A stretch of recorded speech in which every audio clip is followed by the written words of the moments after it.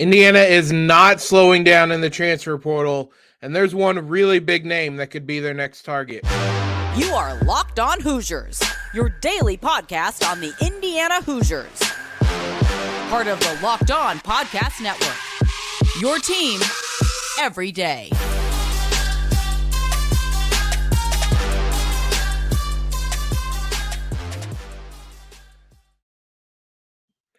What is up, everybody? Welcome into another episode of Locked On Hoosiers on this Tuesday morning. I'm your host, as always, Jacob Rude. I want to thank you for making us your first listen every single day. You guys know the deal. We're your one and only daily one-stop shop for everything IU athletics.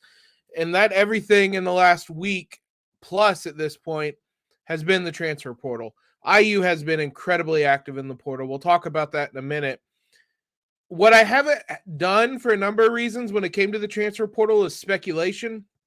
The only guys I've talked about, there has been some kind of link to IU and that they've reached out to, Mike Woodson has reached out to them, or the coaching staff, I should say. They've visited them, had them in for a visit. A lot of that. This name that we're going to talk about is speculation right now, but I think it's some informed speculation. I'm sure most of you saw, and if you didn't, on Monday, Caleb Love entered the transfer portal. UNC guard, who I would say in terms of name is the biggest name to enter the transfer portal. You can debate whether he's the best player to enter the portal yet. That is obviously up for debate. But in terms of name and kind of popularity, this is the guy. This is the guy that is the biggest one to enter the portal yet. Now, as I record this, which is late Monday night, there has been no link between IU and Caleb Love right now. However, there has been links to him in the past, which is why I think you can make some informed speculation on this. It wasn't that long ago that IU was recruiting Caleb Love out of high school. IU was heavily involved in his recruiting. They were one of his final schools. He took an official visit to Bloomington. It's based off that I'm both that and the fact that IU is casting a really wide net, and they're looking for, I don't want to say wholesale change necessarily, but they're looking for a lot of pieces to rework this roster. Is Caleb Love one of those pieces? Well, statistically, last season averaged 16.7 points, 3.7 rebounds, 2.8 assists. Wasn't an efficient year. And he's not an efficient player. 37.8% from the field. He shot 29.9% from the three-point line, 76.5% from the free throw line. Most of those numbers were down. He was a tick higher in terms of field goal shooting, but all of that was two-pointers. He was significantly worse from three last year, worse at the free throw line. Last year was not a good year for him. That UNC team is going through, I mean, you want to talk about wholesale changes. We saw it happen with the IU football team a couple years ago. When you come in with a lot of expectations and fall flat on your face, you just kind of wipe the slate clean and try again. Armando Bacot is going to be there. It seems like there aren't going to be many other pieces remaining, and Love is one of the biggest ones that's entered the portal. Does he make sense for Indiana? I'm hesitant. He is someone at UNC that needed the ball a lot. He had a 27% usage percentage. For comparison, that's only a couple percentage points lower than Trace. So he's someone that operates with the ball a whole lot. If you're talking about a point guard coming in and doing that, how does that mesh with someone like Xavier Johnson? And there might be some assumptions here about whether Xavier is back or not. We don't know. I've kind of been operating under the assumption he'd be back. If Xavier's coming back, I don't know that Caleb Love makes a lot of sense unless you convince him to play really what is a completely different play style than what he has played at UNC. If you get him to do that, there's kind of the blueprint of things that would make sense. If you look at, again, I'm going to keep going back to that Miami game because I think that's going to be kind of a defining game for where IU goes moving forward. How many different guys did Miami have that could make plays off the bounce? Whether it was get by a defender, set someone up, hit a three-pointer. If that's how you want your offense to look, and it sounds like IU might be moving that way. We'll have a quote from Kenya Hunter here in a few minutes, but if that's how you want your offense to look, it makes sense to have Xavier Johnson, Caleb Love, maybe a handful of guards that can make plays. It still would require a lot of reconfiguring and having guys buy into new roles. I'm pretty hesitant on Caleb Love. Now, if IU doesn't think Xavier Johnson's going to be back, if there's some question marks there, they start to get the sense that he's not going to get that medical hardship waiver, then I think Caleb Love starts to make a lot more sense because then you really need a point guard and you really need someone that's going to make plays. Caleb Love can handle the ball, can at times make plays. His assist percentage has dropped every year, and that's concerning. I would be interested to see what he would do in a Mike Woodson offense that might require a little bit more discipline. It seemed like he kind of had a little bit of free reign at UNC, and he took complete advantage of that for better and for worse. It'll be interesting to see in the coming days if IU reaches out to him, to what degree there is interest there. Right now, it is very early. There hasn't even been anything come out. I wouldn't be surprised if IU reaches out to him at the very least, but I trust that Mike Woodson would have some honest conversations there about what his role would be moving forward. It would be a reduced role to what he had, maybe not reduced, a very different role to what he had at UNC. Is he willing to play that role? Does IU trust that he is willing to accept that role? That'll be a couple questions that they have to address. Now, while this is speculation, IU is casting an absurdly wide net in the transfer portal. They have been incredibly active. There's a number of names they're reaching out to. We're going to talk about two more names in today's episode, but there are any number of names I could talk about. And I'm kind of picking and choosing based on how much interest there seems to be, maybe how well they fit, how realistic some of it seems. Here's your little teaser for tomorrow, or I guess today, as you're listening to this. It sounds like there's a pretty good likelihood two names from IU are going to enter the portal on Tuesday. You can take a guess as to who it would be. Two names that make a lot of sense. Two names that struggled this year, especially at the end of the season. So there's going to be more room open. We kind of talked about that IU is recruiting a lot of people without a lot of scholarships. I think there's about to be some scholarships opening up. So we'll see. We might have a very clear topic for discussion on Wednesday's podcast, but keep an eye out on that. Stay on Twitter, refresh whatever message boards or websites you use. I think there might be some names entering the portal on Tuesday. Let's talk about those quotes from Kenya Hunter, because we talked last week about the need for IU to become more modern offensively, and it certainly sounds like that is absolutely the direction that they're heading. Plus, we have a couple of other names to mention that IU has been in contact with in the transfer portal as well. Before we do all of that, let's talk about FanDuel. There is no better place to get in on the action than FanDuel, America's #1 sports book. It's the final weekend of the NCAA tournament. You have one more chance to make some bets. It is wide open. I have absolutely no idea. UConn seems like the favorite, but who knows? So make some bets, make your future bets, try to cash in on the chaos of this NCAA tournament. And the good news is you don't even have to worry if your bet is wrong, because FanDuel is giving new customers a no sweat first bet up to $1,000. That's up to $1,000 back in bonus bets if your first bet does not win. Don't miss your shot at this no sweat first bet for up to $1,000 when you join FanDuel. It is at FanDuel.com/lockedon. FanDuel.com/lockedon to sign up. Make every moment more with FanDuel.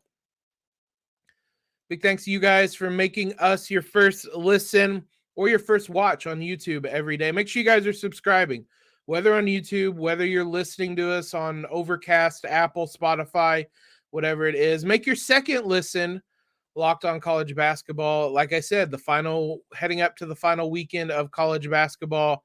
Those guys will have all the coverage you need for the Final Four, available on YouTube, wherever you get podcasts. Kenny Hunter had some interesting quotes when talking about IU. Obviously, he is assistant coach for the Hoosiers.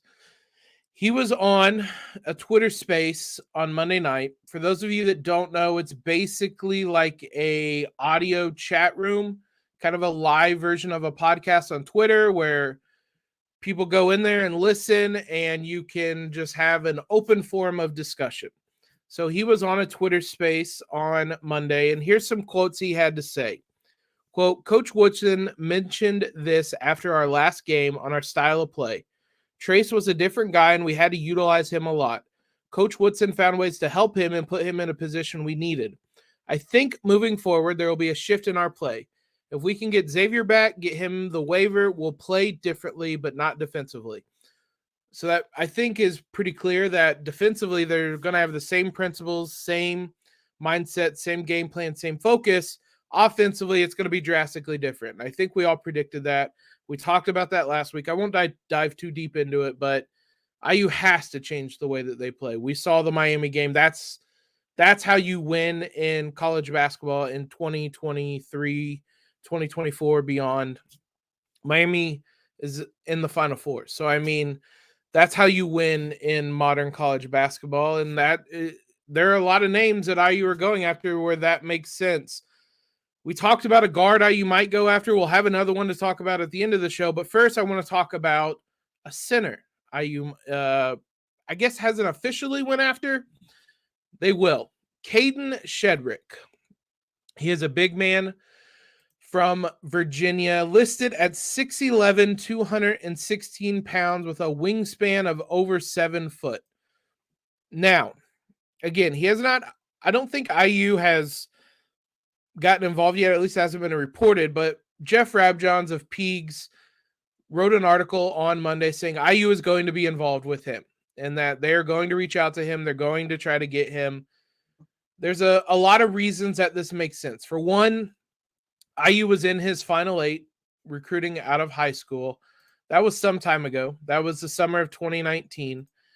Now, interestingly, at the time, Kenny Hunter was at Nebraska.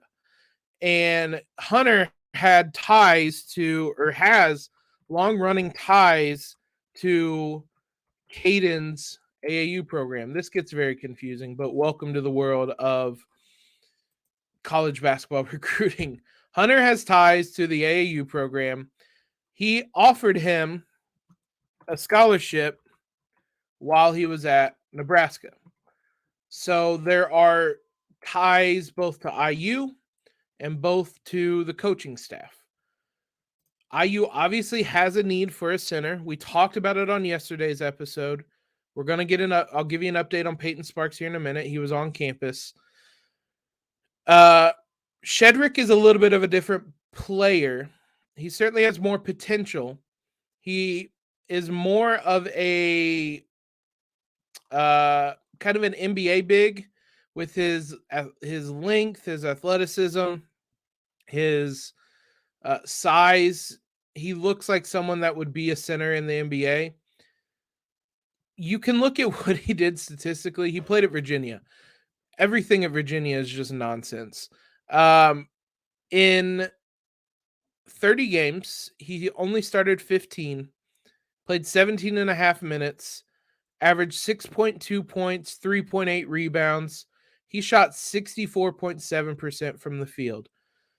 He is hyper efficient in that regard. Might not have the bag of post moves that Trace Jackson Davis did, but he has a different skill set that can be useful. I mean, one of the better ways to kind of get a sense of what type of player he is, because it's at Virginia and it's so hard to kind of evaluate those players. You can look at his stats per 100 possessions. So you can even out the possessions, because Virginia plays ridiculously slow and every other team plays faster. So here's a baseline. So per 100 possessions last season, Trace averaged 35 points, 18 rebounds. There aren't 100 possessions in a game, obviously, but this is a baseline. Shedrick averaged 22.8 points and 14 rebounds. That gives you a better sense. And it's an example here of where he averaged 1.4 blocks per game, but if you extrapolate that to playing at a normal speed, that's 5.2 blocks per game. Trace averaged 4.9. So you're getting a level of rim protection back in that regard that you may not have otherwise. He's still kind of a raw player, and you're still banking on some potential there with Shedrick, but it's a much higher ceiling, I would say. Now, what I would also say is Shedrick has some fouling issues. He is very foul prone. Trace last year averaged 2.9 fouls per game. He was pretty good about not being in foul trouble. His worst year was his freshman year. This is, again, per 100 possessions. I said per game. Per 100 possessions. Trace wasn't hardly ever in foul trouble. 2.9 per 100 possessions. Last season, Shedrick averaged 9.3. So there would be some issues fouling. And I think for that, maybe for some other reasons, he would be a backup big man, but he would be a backup big man you can certainly rely upon a lot more. And we saw Malik can play some of the four if that's a direction you want to go, but there's a lot to like here. Shedrick had a really good block percentage, which was actually higher than Trace's. Block percentage is basically an estimate of opponent 2-point field goals that were blocked by the player while they're on the floor. So 10% of 2-pointers shot when Shedrick was on the floor were blocked by him. He has a 13.7% rebound percentage, which isn't bad. Trace is 18%. Trace is one of the best rebounders IU's seen. I mean, probably is the best rebounder IU's ever seen, but these are kind of reference points to get you a sense of what type of player he is. Peyton Sparks is someone we talked about yesterday. I think this is an either or. They're either going to bring in Shedrick or they're either going to bring in Peyton Sparks. I don't see a reason to bring in both of them because you're not going to be able to play both of them. IU's not starting Malik and one of these guys and then having another center off the bench. We just spoke about them playing more modern. I think it's an either or. Peyton Sparks was on campus on Monday. It sounds like it went well, and it sounds like if that's the avenue IU wants to go, he's open to coming to Bloomington. It's not a bad fallback option. We're going to see how much interest Shedrick has in IU, and they might look to try to move fast with him because it's hard to tell someone like Peyton Sparks, hey, hold off on your entire transfer plans because we might be interested in someone else. These are cards they're going to have to shuffle and they're going to have to play out this situation, but it's two interesting names for centers that IU are considering right now. While there's only two names for the center position, there's a million guards IU has been linked to, and we have another one. We'll talk about him and what his strengths are, what he might bring to the table for IU here in one moment. Yet another guard linked to Indiana. And like I said, there have been a lot of other people that I haven't mentioned linked to Indiana. But this one is Rice transfer Quincy Olivari. The reason I mention him is he himself said in a video, Mark Berman of Fox 26 has a video talking to Quincy in which he said on Monday he would be talking to Coach Mike Woodson. So I thought, yeah, that makes sense. If you're having a phone-to-phone conversation with the head coach, there is some serious level of interest there. You can take a look at his stats and see why. Olivari is listed at 6'2", 190 pounds, played 4 years at Rice. I haven't mentioned this. Shedrick has 2 years of eligibility left. He redshirted his freshman year, played the last 3 years, but he has one more just kind of regular year and a COVID year. So he has 2 more years of eligibility. I believe Caleb Love also has 2 more years of eligibility. Olivari has played 4 seasons at Rice. Last season, it's kind of been a weird up and down trend for him. His freshman year, he didn't start. He was a freshman, basically. Sophomore year, really kind of exploded, 16 points per game, looked really strong. And then his junior year, again, went down, under 10 points a game, struggled to shoot the ball across the board. But last year really bounced back. In last season with Rice, 18.7 points, 5.9 rebounds per game, 2.2 assists, shot 41% from the field, but he hoists some three-pointers. Boy, let me tell you, 7.4 attempts per game, shot 36.4% from the three-point line. Last season, this man attempted 258 three-pointers. Again, we can give you a reference point. IU as a team attempted 544. He attempted almost as many three-pointers almost half as many three-pointers as IU did as a team. You can add up Miller Kopp and Jalen Hood-Schifino's three-point attempts, and they are not as many as what Quincy Olivari did last season. So this man will get up some shots. Now, 36.4%. It's his second lowest of his career. He's a 37.8% shooter. He topped out in his sophomore year at 40.9%. He took 7.7 attempts per game that season. So this man is not afraid to get up three-pointers. And look, we talked about this before. Like, that's what IU kind of needs. They had guys who weren't even interested in shooting three-pointers last year. They need guys interested in shooting three-pointers this year. So that, I think, is what makes Olivari an attractive option. His three-point rate was 50%, which means half of his shots last season were three-pointers. Nobody came close to that of note last year for Indiana. Miller Kopp, setting aside Miller Kopp, because like literally that was his only shot of guards, I should say. Nobody came close to that. Tamar Bates, I guess, kind of at 51%, but he just like wasn't shooting period at the end of the season. Trey Galloway was 39%. Jalen was 27.5. So there isn't this type of volume shooter with efficiency that IU has had. So this would be kind of a pretty drastic change to their approach offensively, which is it's what they want to do. So I think he's an intriguing option. We'll see. In that same tweet, he said 30 schools have reached out to him. He met with Arkansas on Monday. He talked to Mike Woodson. Tuesday, he had a Zoom meeting with Cincinnati and was going to meet with Auburn coach Bruce Pearl. IU's going to be in contention for this guy.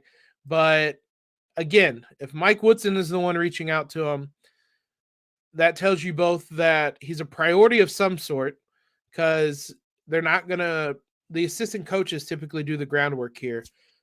So they feel he's a priority of some sort, and that there's a chance potentially that they can get the ball rolling, get some momentum here, maybe get him in. Look, we've talked a lot about it. There is a lot of guys IU's reaching out to. Some of this is you're not going to land every recruit. If you don't get Nick Timberlake, getting someone like Quincy Olivari is a suitable consolation prize. But IU, man, they are casting a super wide net in this regard. I think this team is going to look drastically different next season, and it's going to happen pretty fast. Like in the next couple weeks, the chips are going to start falling, or the dominoes are going to start falling, or however you want, whatever phrase you want to use, cliche you want to use, guys are going to start committing, and it's going to create a domino effect where other guys are going to commit everywhere. So this could all happen fast. We'll keep you updated as it does. Seems like every day I come on here and we have new names to talk about. I don't hate it. Everybody loves the possibility of what if, and it gives us some interesting conversations to have. But the Hoosiers are, I really can't recall seeing something like this before. They are going for some wholesale changes. So we're going to see what type of roster Mike Woodson wants with this team. In a month's time, we'll probably have a pretty good sense. I would imagine we have the roster set in a month's time. It's going to be fascinating to see how much different the roster looks by then. Thanks again, guys, for making Locked On Hoosiers your first listen every day. We'll be back with you tomorrow, probably with new names in the transfer portal. We'll probably have some people leaving IU to talk about. We'll see how that pans out. For your second listen, check out our brand new podcast, Locked On College Basketball. Experts Isaac Shade and Andy Patton bring you everything you need to know on and off the court. It's Final Four week. They have you covered over there. It's on YouTube, wherever you get podcasts. Follow us on Twitter if you haven't already. Subscribe to the podcast. Leave that rating and review. All of that helps immensely. Most importantly, though, guys, everybody have a great Tuesday. And as always, LEO.